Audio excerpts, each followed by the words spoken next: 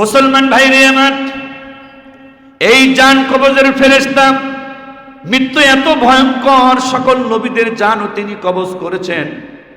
যখন সব মানুষের জান কবজ হয়ে যাবে, জিনদের জান কবজ হয়ে যাবে, আল্লাহ রাব্বুল আলামিন ওই বড় বড় ফেরেশতা ইসরাফিল আলাইহিস সালাম যার ফুৎকারে সব মারা যাবে, আল্লাহ পাক এক সময় আজরাইলকে বলবেন, যাও, যার ফুৎকারে সব ধ্বংস হয়ে যাওয়ার কথা, ওই ইসরাফিলের জানটাও তুমি কবজ করে নিয়ে আসো, সেও বেঁচে থাকবে না, তারও জান নিয়ে নেওয়া হবে। আল্লাহ পাক বলবেন, যাও মিকাইল, যে সব মানুষকে সব প্রাণীকে রিজিক দিত, আজরাইল যাও, ওই মিকাইলটারও জান কবজ করো, সেও বেঁচে থাকার অনুমতি পাবে না, তার জানটাও কবজ করা হবে।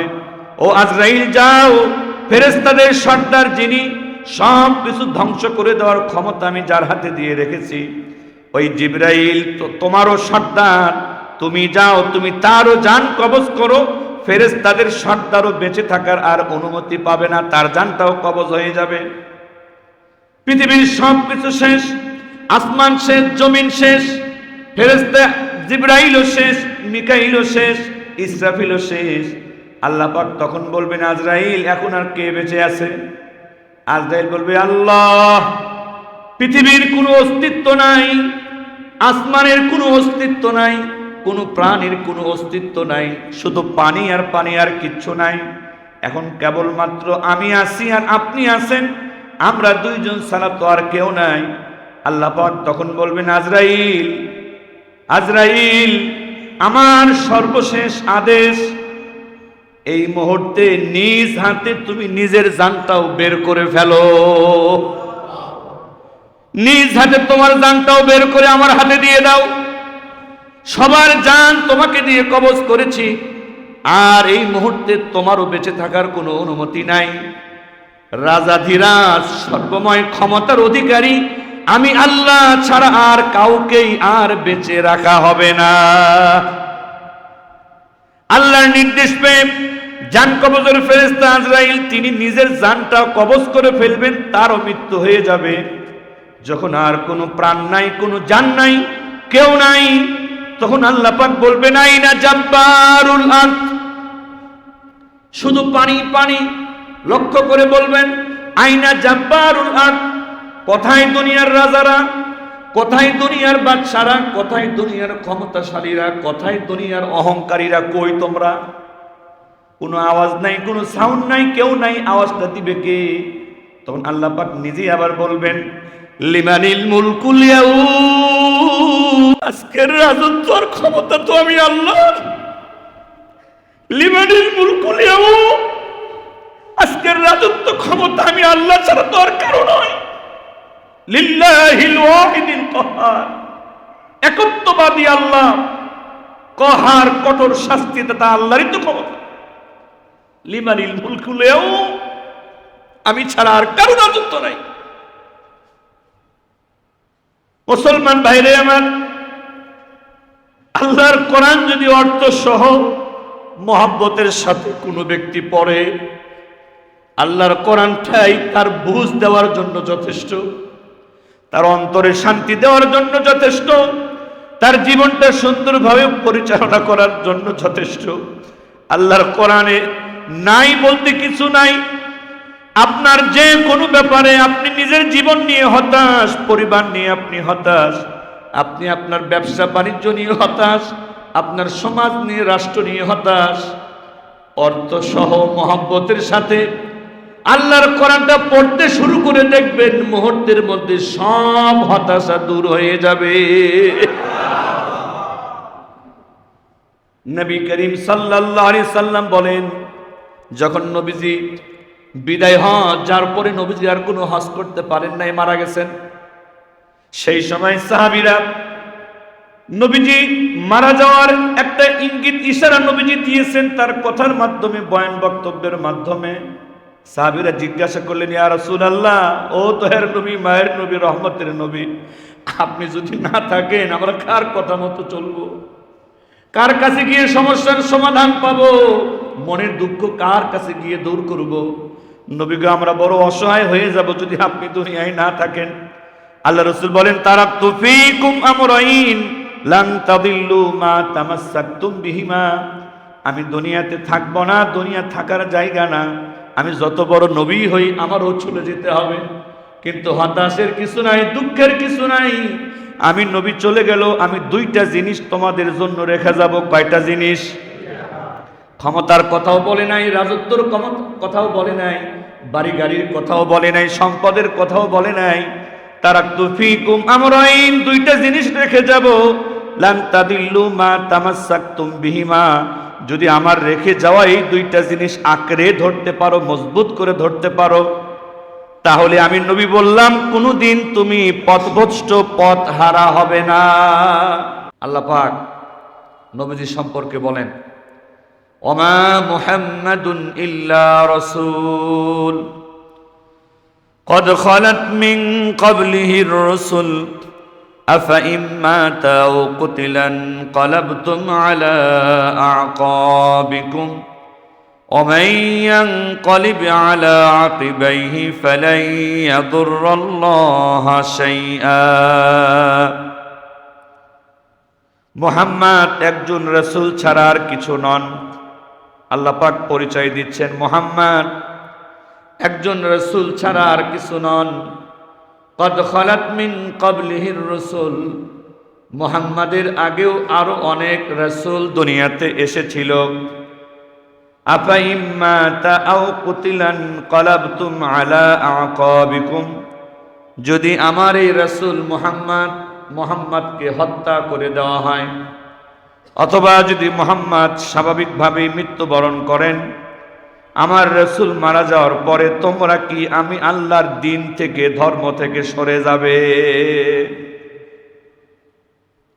বান্দা বান্দীদেরকে আল্লাহ তাআলা বলছেন যে সব থেকে দামি মানুষ তো মুহাম্মদুর রাসূলুল্লাহ, সব থেকে উত্তম দুনিয়ার মানুষের ভিতরে সব থেকে যাকে আমি বেশি ক্ষমতা দিয়েছি তার নাম মুহাম্মদুর রাসূলুল্লাহ। এই সর্বসেরা মানুষটাও যদি মারা যায়, তার মৃত্যুর পরে তোমরা কি আমি আল্লাহর ধর্ম থেকে সরে যাবে? যখন তো মুহাম্মদ নবী নাই, মুহাম্মদ রাসূল নাই, বাস আমরা আমাদের মন খুশি মতো চলতে থাকি, আল্লাহ পাকের দিন ধর্ম আর মেনে চলার দরকার নাই, তোমরা কি তাই মনে করবে? আল্লাহ পাক জিজ্ঞেস করছেন, ওমাই ইয়ানকালিবু আলা আকিবাইহি ফালাই ইয়াদুরুল্লাহ শাইআ, যদি আমার রাসূলের মৃত্যু হয়ে যাওয়ার কারণে, নবী দুনিয়াতে না থাকার কারণে তোমরা যদি আমার দিন থেকে, ধর্ম থেকে সরে যাও, আমি আল্লাহর কোনো ক্ষতি তোমরা করতে পারবে না। তাহলে ক্ষতিটা হলে কাদের হবে? দিন থেকে সরে গেলে ক্ষতিটা কাদের হবে? আল্লাহ পাকের কোনো ক্ষতি করার ক্ষমতা আমাদের কারো নাই। ইসলামের দ্বিতীয় নাম্বার দামি সাহাবী হযরতে ওমর ফারুক রাদিয়াল্লাহু তাআলা, দ্বিতীয় নাম্বারের দামি মুসলমান। তার জ্ঞান, তার আমল কত উন্নত ছিল, ইসলামের ইতিহাসে দ্বিতীয় নাম্বারের মুসলমান। নবী করিম সাল্লাল্লাহু আলাইহি সাল্লাম যখন ইন্তেকাল করলেন, আল্লাহ পাকের নির্দেশে তার জানটা আল্লাহ পাকের কাছে চলে গেল। হঠাৎ রাসূলের ইন্তেকালে সাহাবায়ে কেরাম হতবিহ্বল হয়ে পড়লেন, যেন মানতেই পারতেছেন না, কিভাবে এমন মায়ের নবী, দয়ার নবীকে ছাড়া আমরা কেমনে থাকবো? কারণ তারা তো নবীজিকে সচক্ষে দেখেছেন। তাদের রাসূলের প্রতি যে ভালোবাসা, এটা তো হাতে কলমে দেখা ভালোবাসা, শোনা ভালোবাসা নয়, গল্প করা ভালোবাসা নয়। কে কি করবেন কিছুই বুঝতে পারতেছেন না, এমন একটা অবস্থা। সব থেকে বেশি পাগলের মতো হয়ে গেলেন এই দ্বিতীয় নাম্বার দামি মুসলমান হযরতে ওমর ফারুক রাদিয়াল্লাহু তাআলা। অস্বাভাবিক হয়ে গেলেন। তরবারি একটা নিয়ে নবীজির ঘরের সামনে দাঁড়িয়ে বলা শুরু করলেন, তোরা যদি কেউ বলিস যে আমার নবী মারা গেছেন, একেবারে গর্দান আলাদা করে দিব, কাল্লা কেটে ফেলবো, কেউ বলতে পারবি না আমার নবী মারা গেছে। আরে আমার রাসূল তো আমার পিয়ারা হাবিব তো তার মালিকের সাথে সাক্ষাতে গেছে, মারা গেছে এটাকেও বলতে পারবি না। এমনিতে উনি গরম সাহাবী, সামনে আর কেউ তেমন কিছু বলে না। এক নম্বর মুসলমান সাহাবী হযরতে আবু বকর সিদ্দিক রাদিয়াল্লাহু তাআলা। অন্য কেউ গিয়ে ওমরকে কিছু বলার সাহস পাচ্ছে না, উনি গেলেন। উনি গিয়ে হযরত ওমরকে কিছু বললেন না। যে আয়াতটা পড়ে আমি অর্থ বললাম, উনি এটা পড়া শুরু করলেন। ওমা মুহাম্মাদুন ইল্লা রাসূল কদ খালাত মিন ক্বাবলিহির রাসূল আফা ইম্মা তাও কুতিলান ক্বালাবতুম আলা আকাবিকুম ومن ينقلب على عقبيه فلن يضر الله شيئا। হযরত আবু বকর এই আয়াত পড়া শুরু করলেন হযরত ওমরের সামনে। মুহাম্মদ একজন রাসূল ছাড়া তো আর কিছু নন, তিনি তো আল্লাহ নন। কদ খালাত মিন ক্বাবলিহির রাসূল, মুহাম্মদ রাসূলের আগে এই দুনিয়াতে আরো রাসূল এসেছিলেন। আফা ইম্মা তাও কুতিলান ক্বালাবতুম আলা আকাবিকুম, যদি মুহাম্মদ নবীকে হত্যা করে দেওয়া হয় অথবা মুহাম্মদ নবী যদি মারা যান, তোমরা কি আমি আল্লাহর ধর্ম থেকে তোমরা কি সরে যাবে, মুখ ফিরিয়ে নিবে? মুহাম্মদ নবী মারা যাওয়ার কারণে, তার ইন্তেকালের পরে নবী না থাকার কারণে তোমরা কেউ যদি আমি আল্লাহকে ভুলে যাও, আমি আল্লাহর ধর্ম থেকে সরে যাও, মনে রাখবা আমার দিন থেকে সরে গেলে, ধর্ম থেকে সরে গেলে আমি আল্লাহর কোনো ক্ষতি তোমরা করতে পারবা না। হযরত ওমর তো এই আয়াতগুলো জানতেন, কথা বলেন, কিন্তু মনে ছিল না, ভুলে গেছিলেন। আবেগে ভালোবাসায় এই আয়াতগুলো হযরত ওমর ভুলে গিয়েছিলেন, কিন্তু হযরত আবু বকর ভুলেন নাই। উনি গিয়ে ওমরকে বললেন না, কি ভাই ওমর, কিসের পাগলামি করো? নবীজি তো মারা গেছে, তুমি কেন তরবারি নিয়ে দাঁড়ায় আছো? কাউকে কেন বলতে দিবা না নবীজি মারা গেছে? এই কিসের পাগলামি? কিচ্ছু না বলে শুধু আয়াতগুলো পাঠ করলেন। ইতিহাস সাক্ষী, কিছুই বলতে হলো না, আয়াতগুলো পাঠ করার সাথে সাথে হযরত ওমর দাঁড়ানো মানুষটা ধপাস করে বসে পড়লেন, হাত থেকে তরবারিটা পড়ে গেল, কাঁপতে থাকলেন, চোখ থেকে ঝরঝর করে পানি পড়তে শুরু করলো। ওমর এবার বুঝতে পারলেন আল্লাহর কোরআনের কোনো আয়াত তো মিথ্যা হতে পারে না। আল্লাহ যখন বলছেন মুহাম্মদ নবী মারা যাবেন, আল্লাহ যখন বলছেন মুহাম্মদ রাসূল ছাড়া কিছু নন, তিনি তো আল্লাহ নন, আল্লাহ যখন বলছেন মুহাম্মদ নবী মারা যাওয়ার পর তোমরা যদি আমার ধর্ম থেকে সরে যাও, আমি আল্লাহর কোনো ক্ষতি তুমি করতে পারবা না, তো আমি ওমর নবীজিকে যতই ভালোবাসি, যতই মহব্বত করি, যতই আমি 2 নম্বরের মুসলমান, আল্লাহর কোনো আয়াতের বিরুদ্ধে তো আমি ওমরও যেতে পারি না। আল্লাহ যখন বলছেন নবী মুহাম্মদ মারা যাবেন, আল্লাহ যখন বলছেন নবী মুহাম্মদ চিরদিন দুনিয়ায় থাকবেন না, আমি ওমর কিভাবে বলি নবী মারা যায় নাই? এই কথাটা, আমার এই বুঝটা তো আল্লাহর কোরআনের বিরুদ্ধে চলে যায়। কিচ্ছু বলা লাগলো না, আয়াত তেলাওয়াত হওয়ার সাথে সাথে দাঁড়ানো মানুষটা বসে পড়লেন, তরবারিটা হাত থেকে পড়ে গেল।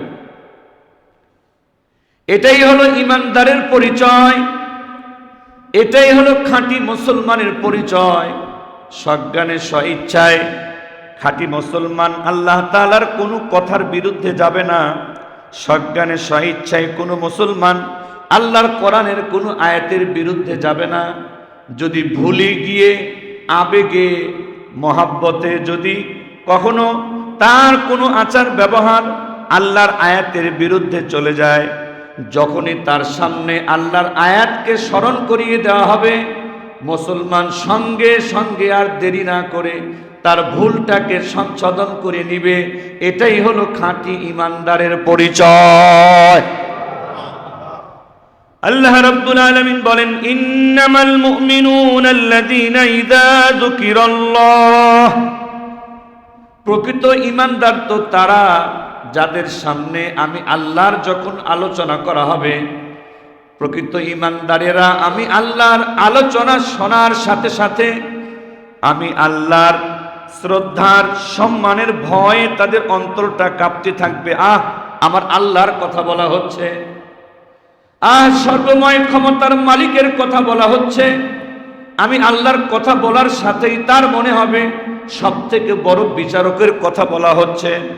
আমি আল্লাহর কথা বলার সাথে সাথেই তার মনে পড়ে যাবে সবথেকে বড় দয়া মায়ার মালিকের কথা বলা হচ্ছে। আমি আল্লাহর কথা বলার সাথে সাথেই তার মনে হবে সবথেকে কঠিন বিচারকের কথা বলা হচ্ছে। আমি আল্লাহর কথা বলার সাথে সাথেই ঈমানদারের মনে হবে যিনি আমার ভালো মন্দ রাখার মালিক, তার কথাটা বলা হচ্ছে। আমি আল্লাহর কথা বলার সাথে সাথেই ঈমানদারের মনে হবে আমার কাছ থেকে সব থেকে বেশি ভালোবাসা যিনি পাওয়ার কথা সেই আল্লাহর কথা তো বলা হচ্ছে।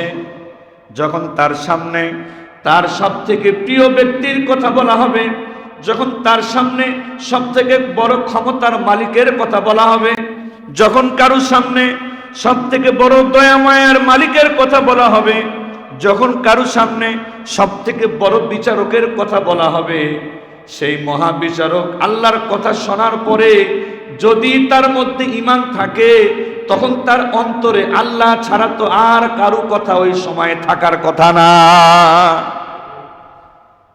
কারণ তার চাইতে বড় আলোচনা তো আর কারো নাই, তার চাইতে বড় দয়া মায়া তো আর কারো নাই, তার চাইতে বড় ক্ষমতা তো আর কারো নাই।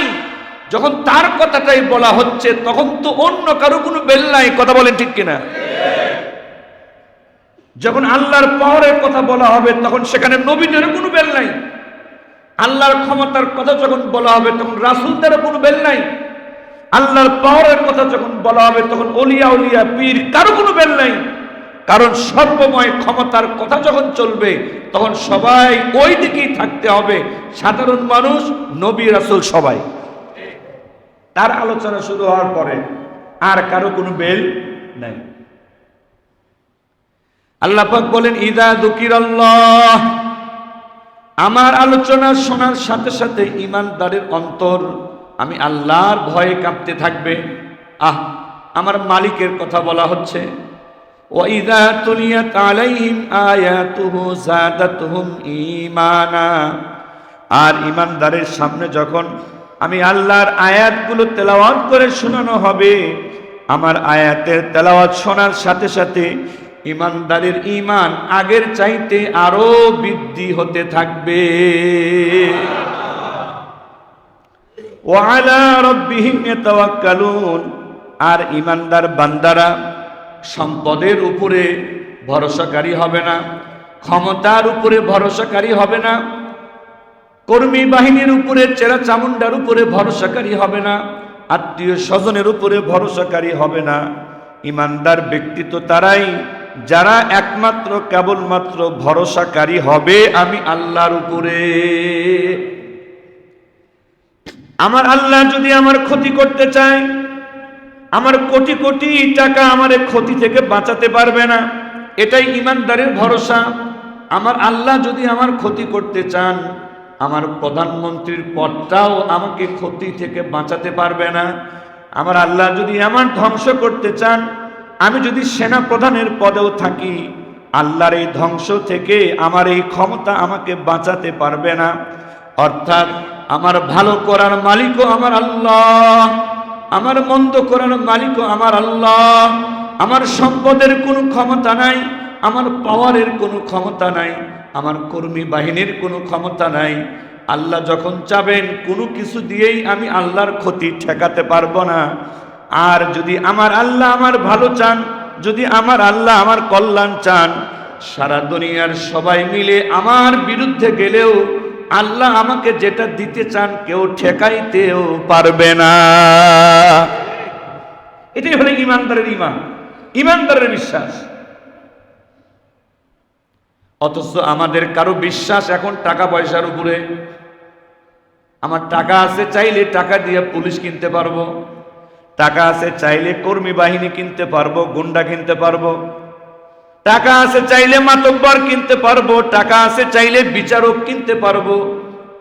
তোমার চাইতে কম টাকা তোমার চাইতে কম ক্ষমতা বিগত স্বৈরাচার সরকারের ছিল না, তোমার চাইতে অনেক বেশি টাকা তার কাছে ছিল।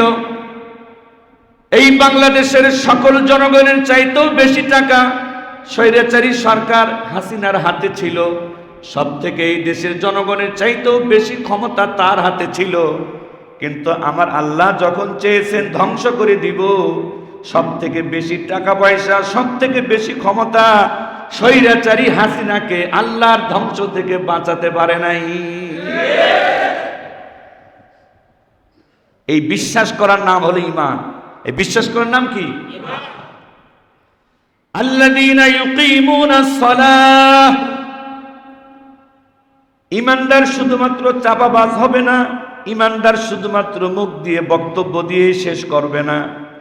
ঈমানদার আমি তাকে যেই হাত দিয়েছি, পা দিয়েছি, চোখ দিয়েছি, নাক দিয়েছি, কান দিয়েছি, বডিটা দিয়েছি, তার এই বডিটাকে ব্যবহার করে, আমি আল্লাহর দেওয়া শরীরটাকে ব্যবহার করে, আমি আল্লাহর দেওয়া হাত পাটাকে ব্যবহার করে, আমি আল্লাহর নাক কান চোখকে ব্যবহার করে ঈমানদার নামাজ কায়েমের মাধ্যমে আমি আল্লাহর কুদরতি পায়ে সেজদা দিয়ে আমার শুকরিয়া আদায় করবে।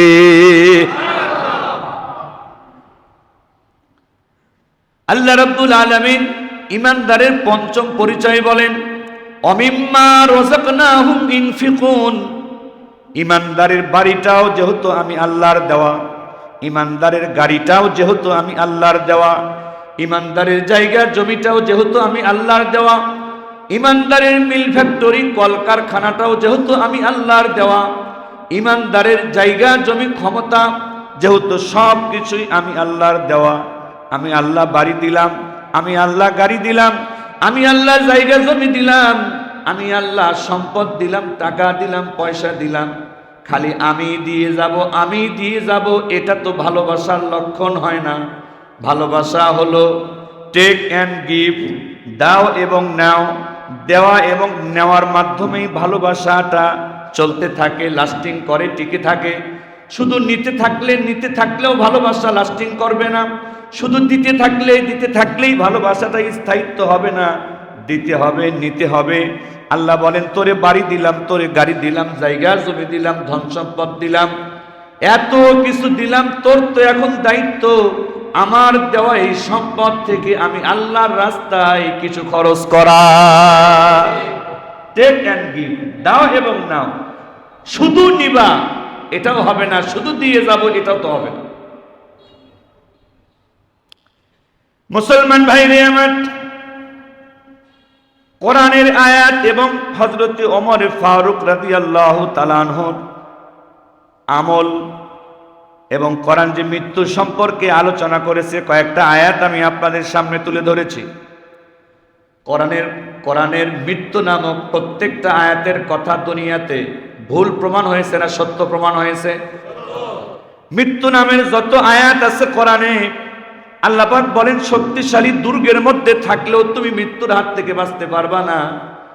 শক্তিশালী দুর্গের মধ্যে থাকে প্রধানমন্ত্রী, প্রেসিডেন্ট, শক্তিশালী দুর্গের মধ্যে থাকে সেনাপ্রধান, পুলিশ প্রধান বা যারা বড় বড় আছেন, তারাই বেশি সিকিউরিটি নিয়ে, নিরাপত্তা নিয়ে তারা তাদের রাজপ্রাসাদ, ক্ষমতা, বিল্ডিং, পাওয়ারের মধ্যে থাকেন।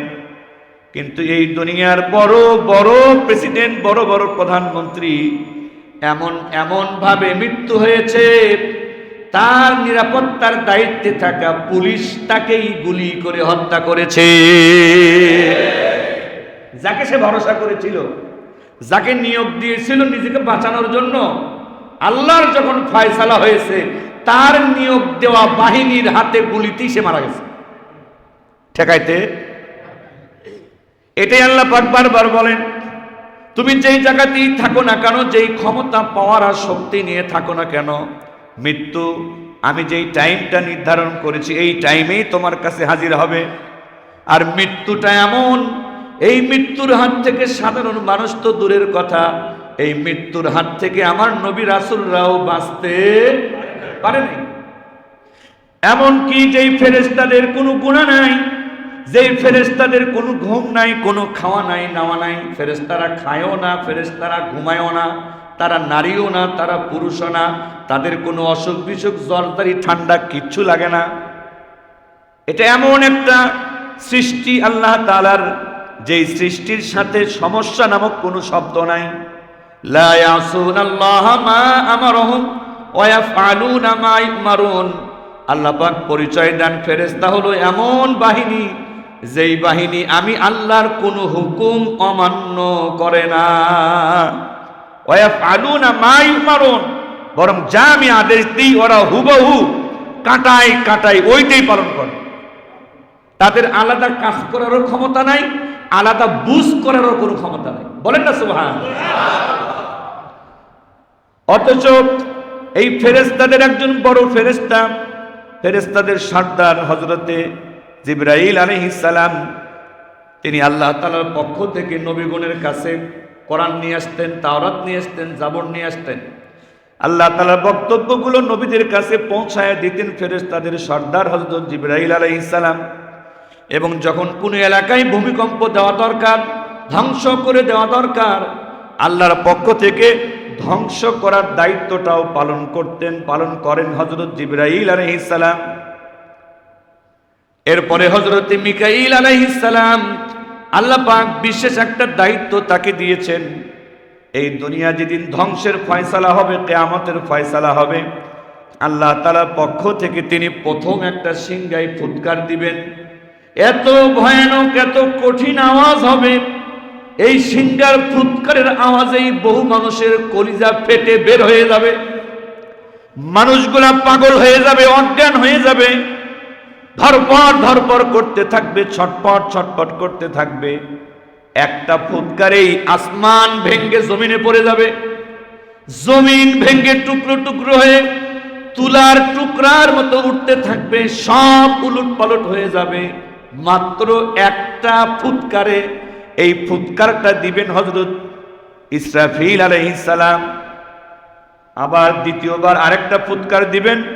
সব ধ্বংস হয়ে যাওয়ার হাজার হাজার বছর পর যখন আল্লাহ তাআলা আবার বিচারের মাঠ কায়েম করার সিদ্ধান্ত নেবেন, হাসরের মাঠ চালু করার সিদ্ধান্ত নেবেন, আল্লাহ পাক এই ফেরেশতা ইসরাফিলকে তখন আরেকটা ফুৎকার দেওয়ার নির্দেশ দিবেন। দ্বিতীয় ফুৎকারে আবার সবাই জীবিত হয়ে একসাথে, মানুষ, পশু পাখি, গরু ছাগল সব কিছু হাসরের ময়দানে একটা মাত্র ফুৎকারে আবার দাঁড়িয়ে যাবে। কি পাওয়ার, কি ক্ষমতা! একটা ফুৎকার, এক ফুৎকারে সব শেষ হয়ে যাবে, আবার আর এক ফুৎকারে সব রেডি হয়ে যাবে। হযরত মিকাইল আলাইহিস সালাম একজন বড় ফেরেশতা। এই যে কোথায় কখন বৃষ্টি হবে, কোথায় কোন ফসল হবে, কোথায় কোন আবাদ হবে, কোন মানুষটা কি খাবে আর কি খেতে পারবে না, কারো খাওয়ার ফয়সালা, কারো না খাওয়ার ফয়সালা, কারো ফসল হওয়া, কারো ফসল ধ্বংস হওয়া, বৃষ্টি হওয়া, বৃষ্টি না হওয়া, এই রিজিকের দায়িত্বে আল্লাহ পাক রেখেছেন হযরত মিকাইল আলাইহিস সালামকে। সব সৃষ্টিজীবের কাছে রিজিক পৌঁছানোর দায়িত্ব হযরত মিকাইল আলাইহিস সালামের উপর। আরেকজন বড় ফেরেশতা হযরত আজরাইল আলাইহিস সালাম। আল্লাহ রাব্বুল আলামিন তাকে একটা মাত্র কাজ দিয়ে রেখেছেন, জান কবজের কাজ। যত প্রাণের মৃত্যু হয়, প্রত্যেকটা প্রাণের মৃত্যুর দায়িত্ব হযরত আজরাইল আলাইহিস সালামের উপরে। তাকে মালাকুল মউত বলা হয়, জান কবজের ফেরেশতা। মালাকুল মউতের জানা ছাড়া, মালাকুল মউতের সিদ্ধান্ত ছাড়া কোনো কিছুই মৃত্যুবরণ করে না। শুধু মানুষ না, সব প্রাণের জান কবজের দায়িত্ব মালাকুল মউতের উপরে। একজন ব্যক্তি সমস্ত জীবনের খবর রাখেন, এটাও কিন্তু চারটিখানি কথা নয়। কেমনে রাখেন, কিভাবে সম্ভব? সম্ভব হলো, আপনি যদি একটা প্লেট ভাত নিয়ে বসেন, সেই প্লেটের মধ্যে যদি 1000টা ভাতও থাকে, এই ভাত আপনার ধরা কঠিন, খাওয়া কঠিন না ইজি। আপনার প্লেটের ভিতরে যতগুলো ভাতের টুকরা থাক, যে কোনো ভাত চাইলে ধরতেও পারবেন, যে কোনো ভাত চাইলে খাইতেও পারবেন। সারা দুনিয়ার সব কিছু ফেরেশতা জিবরাইল, আজরাইল, মিকাইল তাদের সামনে সারা দুনিয়ার সবকিছু একটা প্লেটে রাখা খাবারের মতো। এই জন্য কোনো কিছু ধরতেও বেগ পেতে হয় না, মারতেও বেগ পেতে হয় না, দিতেও ওইভাবেই আল্লাহ পাক তাদের ক্ষমতা দিয়েছেন, সমস্ত কিছু একটা প্লেটের মতো। মুসলমান ভাইরে আমার, এই জান কবজের ফেরেশতা, মৃত্যু এত ভয়ঙ্কর, সকল নবীদের জানও তিনি কবজ করেছেন। যখন সব মানুষের জান কবজ হয়ে যাবে, জিনদের জান কবজ হয়ে যাবে, আল্লাহ রাব্বুল আলামিন ওই বড় বড় ফেরেশতা ইসরাফিল আলাইহিস সালাম যার ফুৎকারে সব মারা যাবে, আল্লাহ পাক এক সময় আজরাইলকে বলবেন, যাও, যার ফুৎকারে সব ধ্বংস হয়ে যাওয়ার কথা, ওই ইসরাফিলের জানটাও তুমি কবজ করে নিয়ে আসো, সেও বেঁচে থাকবে না, তারও জান নিয়ে নেওয়া হবে। আল্লাহ পাক বলবেন, যাও মিকাইল, যে সব মানুষকে সব প্রাণীকে রিজিক দিত, আজরাইল যাও, ওই মিকাইলটারও জান কবজ করো, সেও বেঁচে থাকার অনুমতি পাবে না, তার জানটাও কবজ করা হবে। ও আজরাইল যাও, ফেরেশতাদের সর্দার যিনি সব কিছু ধ্বংস করে দেওয়ার ক্ষমতা আমি যার হাতে দিয়ে রেখেছি, ওই জিবরাইল তোমারও সর্দার, তুমি যাও, তুমি তারও জান কবজ করো, ফেরেশতাদের সর্দারও বেঁচে থাকার আর অনুমতি পাবে না, তার জানটাও কবজ হয়ে যাবে। পৃথিবীর সব কিছু শেষ, আসমান শেষ, জমিন শেষ, ফেরেশতা জিবরাইলও শেষ, মিকাইলও শেষ, ইসরাফিলও শেষ। আল্লাহ পাক তখন বলবেন, আজরাইল, এখন আর কে বেঁচে আছে? আজরাইল বলবে, আল্লাহ, পৃথিবীর কোনো অস্তিত্ব নাই, আসমানের কোনো অস্তিত্ব নাই, কোনো প্রাণীর কোনো অস্তিত্ব নাই, শুধু পানি আর পানি, আর কিচ্ছু নাই। এখন কেবলমাত্র আমি আছি আর আপনি আছেন, আমরা দুইজন ছাড়া তো আর কেউ নাই।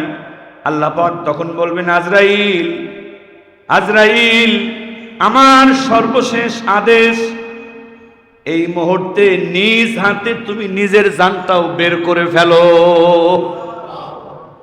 নিজ হাতে তোমার জানটাও বের করে আমার হাতে দিয়ে দাও। সবার জান তোমাকে দিয়ে কবজ করেছি, আর এই মুহূর্তে তোমারও বেঁচে থাকার কোনো অনুমতি নাই। রাজাধিরাজ, সর্বময় ক্ষমতার অধিকারী আমি আল্লাহ ছাড়া আর কাউকেই আর বেঁচে রাখা হবে না। আল্লাহর নির্দেশ পেয়ে জান কবজের ফেরেশতা আজরাইল তিনি নিজের জানটা কবজ করে ফেলবেন, তারও মৃত্যু হয়ে যাবে। যখন আর কোনো প্রাণ নাই, কোনো জান নাই, কেউ নাই, তখন আল্লাহ পাক বলবেন, আইনা জাব্বারুল আরদ, শুধু পানি পানি, লক্ষ্য করে বলবেন, আইনা জাব্বারুল আরদ, কোথায় দুনিয়ার রাজারা, কোথায় দুনিয়ার বাদশারা, কোথায় দুনিয়ার ক্ষমতাশালীরা, কোথায় দুনিয়ার অহংকারীরা, কই তোমরা? কোনো আওয়াজ নাই, কোনো সাউন্ড নাই, কেউ নাই, আওয়াজটা দিবে কে? তখন আল্লাহ পাক নিজেই আবার বলবেন, লিমানিল মুলকুল ইয়াউম, আজকের রাজত্ব আর ক্ষমতা তো আমি আল্লাহর। লিমানিল মুলকুল ইয়াউম, আজকের রাজত্ব ক্ষমতা আমি আল্লাহ ছাড়া তো আর কারো নয়। লিল্লাহিল ওয়াহিদিল কাহ্হার, একত্ববাদী আল্লাহ, কহার, কঠোর শাস্তি দাতা আল্লাহরই তো ক্ষমতা। লিমানিল মুলকুল ইয়াউম, আমি ছাড়া আর কারো রাজত্ব নাই। মুসলমান ভাইরে আমার, আল্লাহর কোরআন যদি অর্থ সহ মহব্বতের সাথে কোনো ব্যক্তি পড়ে, আল্লাহর কোরআনটাই তার বুঝ দেওয়ার জন্য যথেষ্ট, তার অন্তরে শান্তি দেওয়ার জন্য যথেষ্ট, তার জীবনটা সুন্দরভাবে পরিচালনা করার জন্য যথেষ্ট।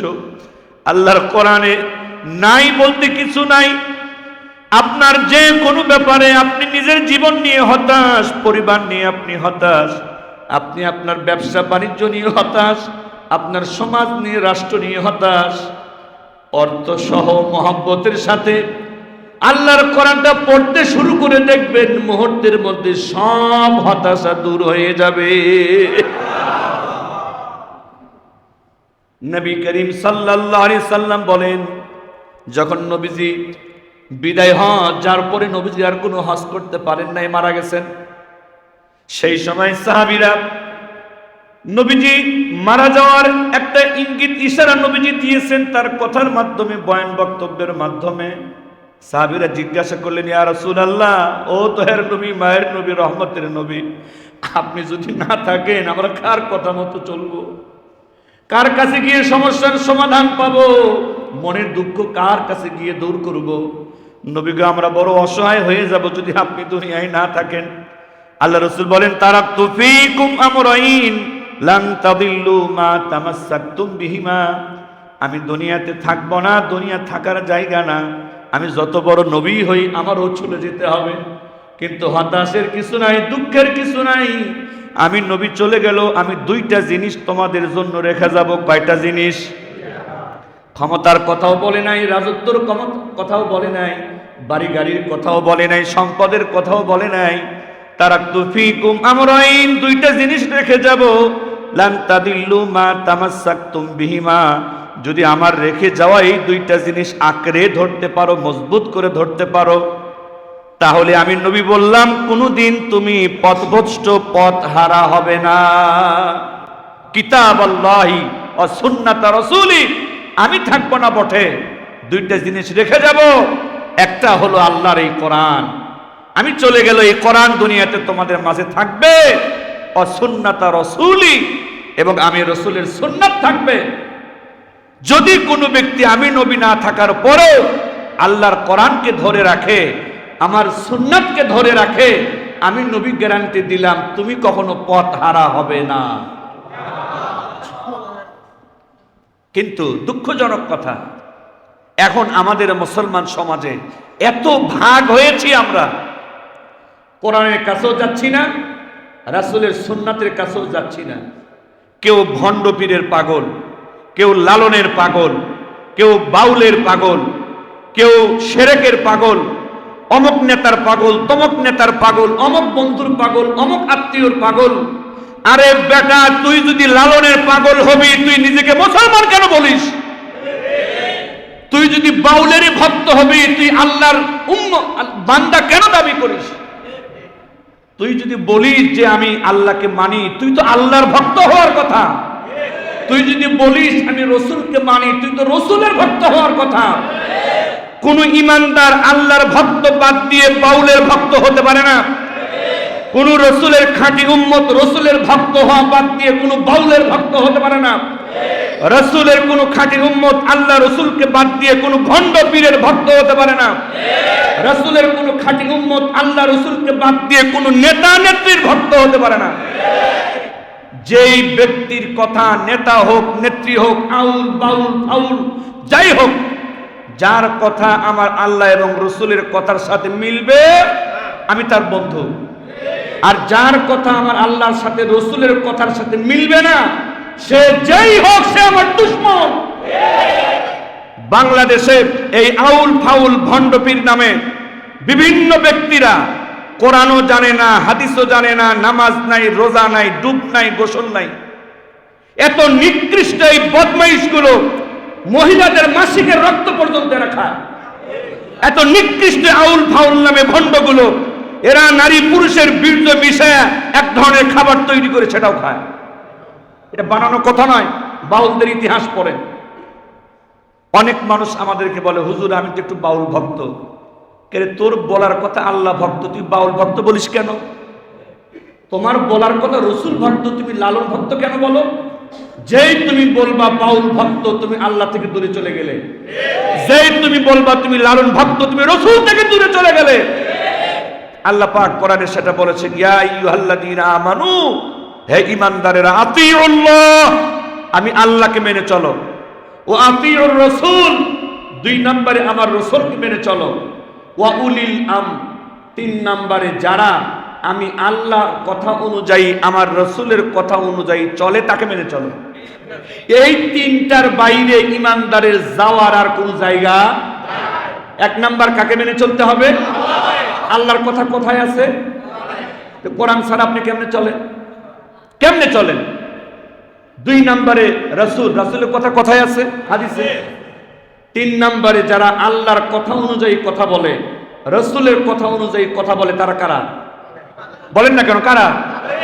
আপনি আলেমের ভক্ত না হয়ে ওই নাপাক, গুডডুব নাই, গোসল নাই, ঘৃণা লাগে যাদেরকে, দুর্গন্ধ, কেমনে ভক্ত হন? কেমনে? যারা আল্লাহ বাদ দিয়ে, রসুল বাদ দিয়ে অন্য কারো ভক্ত হয়, এরা সব বেঈমান হয়ে যায়। কি হয়ে যায়? এই জন্য এই ভণ্ড আবুল সরকার নামক এই ভণ্ড মুসলমান দাবি করার পরেও বেঈমান হওয়ার কারণে, এই ভণ্ড নষ্ট হওয়ার কারণে আল্লাহরে গালি দিতেও দ্বিধা করে নাই। এই ভণ্ড এত নিকৃষ্ট, কোরআন রে গালি দিতেও কোনো দ্বিধা করে নাই। কুল আউযু বিরাব্বিন নাস মালিকিন নাস। নাস মানে মানুষ। নাস মানে কি? আমি মানুষের মালিকের কাছে আশ্রয় চাই, মানুষের রবের কাছে আশ্রয় চাই, এটা হলো সূরা নাসের অর্থ। এই বদমাইশ লালন আর বাউল নামের ভণ্ডরা এরাই আয়াত বলে কুল আউযু বিরাব্বিন নাস মালিকিন নাস ইলাহিন নাস, মানে খালি নাসো আর নাসো। কোরআনের সঙ্গে এটা ঠাট্টা বিদ্রুপ না? আপনি ইউটিউবে সার্চ দিয়ে দেখবেন, এই বাউল ফাউল লালন কোরআনের বিরুদ্ধে বক্তব্য পাবেন, আল্লাহর বিরুদ্ধে বক্তব্য পাবেন, রসুলের বিরুদ্ধে এদের বক্তব্য পাবেন, নামাজের বিরুদ্ধে বক্তব্য পাবেন, রোজার বিরুদ্ধে বক্তব্য পাবেন। আমার আল্লাহর বিরুদ্ধে কথা বলবি, আমার রসুলের বিরুদ্ধে কথা বলবি, আমার কোরআনের বিরুদ্ধে কথা বলবি, আমার আল্লাহরে গালি দিবি, সংশোধন না হলে ঠ্যাং ভেঙে হাতে ধরায় দিব। রাষ্ট্র যদি বিচার না করে, বিচার আমরা নিজ হাতে করব। এই জন্য পরিষ্কার হয়ে যান, ইমানদার দাবি করে আল্লাহ রসুলের ভক্ত হওয়া ছাড়া লালন বালন আউল ফাউল কারো ভক্ত হওয়ার কোন সুযোগ নাই। আল্লাহ পাক আমাদের সকলকেই আল্লাহর ভক্ত, রসুলের ভক্ত এবং যারা আল্লাহ রসুলের ভক্ত তাদের ভক্ত হওয়ার তৌফিক দান করেন। আমিন। ওয়া আখিরু দাওয়ানা।